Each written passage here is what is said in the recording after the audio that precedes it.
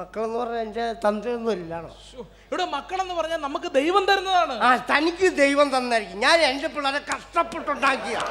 നമ്മൾ കഷ്ടപ്പെട്ടാലും ക്രെഡിറ്റ് മുഴുവൻ ദൈവത്തിനാണ്. അപ്പൊ നമ്മൾ കഷ്ടപ്പാടുള്ള യാതൊരു വിലയില്ല ഇവിടെ. അപ്പൊ താൻ കഷ്ടപ്പെട്ടതാണല്ലോ. അതെ. പിന്നെ എന്തിനാണ് താൻ തന്റെ മൂത്ത ചെറുക്കനെ എടുത്തിട്ട് ഇതുപോലെ അടിക്കുന്നത്? ഒരു ദിവസവും വീട്ടിലോട്ട് കയറി വന്നപ്പോ ഞാൻ ചോദിച്ചു, സുമേഷേ നീ എവിടെ പോയിട്ട് വരാന്ന് ചോദിച്ചു. അപ്പൊ അവൻ പറ അവൻ അമ്പലത്തിൽ പോയിരുന്നു. പിള്ളേർ രാവിലെ കുളിച്ചൊരുങ്ങി അമ്പലത്തിൽ പോവാന്ന് പറഞ്ഞാൽ വളരെ നല്ല ശീലമല്ലേ? ആയിക്കോട്ടെ. ഞാൻ ചോദിച്ചു നീ ഇന്ന് അമ്പലത്തിൽ പോകേണ്ട കാര്യം എന്താന്ന് വെച്ചു. അവൻ പറഞ്ഞെന്താന്നറിയാ? അവൻ അമ്മയുടെ പേര് പുഷ്പാഞ്ജലി കഴിക്കാൻ പോയിരുന്നു. അമ്മയോട് സ്നേഹമുള്ള പിള്ളേരാകുമ്പോൾ ചിലപ്പോ അമ്മയുടെ പേര് പുഷ്പാഞ്ജലി കഴിച്ചെന്നിരിക്കും. അമ്മയുടെ പേര് പുഷ്പാഞ്ജലി കഴിച്ചോട്ടെ, സമ്മതിച്ചു. പക്ഷെ അത് കേൾക്കുമ്പോ അച്ഛനായി എനിക്കൊരു ഫീലിങ്സ് ഉണ്ട്. അപ്പൊ ഞാൻ ചോദിച്ചു പോലെ നീ അമ്മയുടെ പേര് പുഷ്പാഞ്ജലി കഴിച്ചു, നീ അച്ഛന്റെ പേരിൽ എന്ത് കഴിക്കുന്നത്? അവൻ പറഞ്ഞെന്തെന്നറിയാം? എന്താ പറഞ്ഞേ? എന്റെ പേരിൽ അപ്പുറത്തെ രായപ്പൻ ചേട്ടൻ്റെ അവിടെ പോയി 3 ഊറ്റ് പുട്ടും 2 ബീഫ് കറിയും കഴിച്ചത്.